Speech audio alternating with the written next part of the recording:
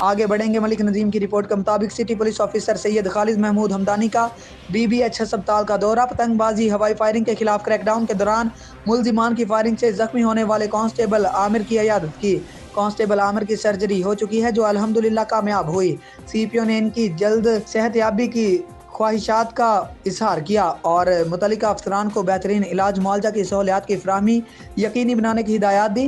Rawalpindi police پتنگ بازی ہوائی فائرنگ کے خلاف مؤثر کریک ڈاؤن جاری رکھے ہوئے ہے، جس دوران 316 ملزمان کو گرفتار کر کے ہزاروں پتنگیں ڈورے برآمد کر لیں۔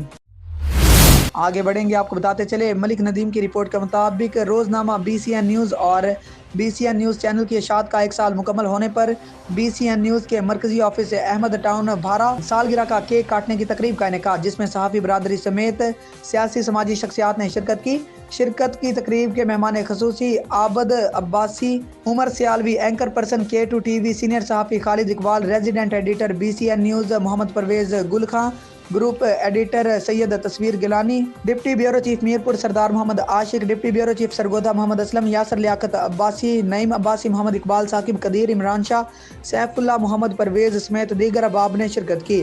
اس موقع پر شرکاء کی جانب سے BCN نیوز کے چیف ایگزیکٹو راشد محمود عباسی کو BCN نیوز کی اشاعت کا 1 سال مکمل ہونے پر مبارکباد دی اور نیک خواہشات کا اظہار کیا۔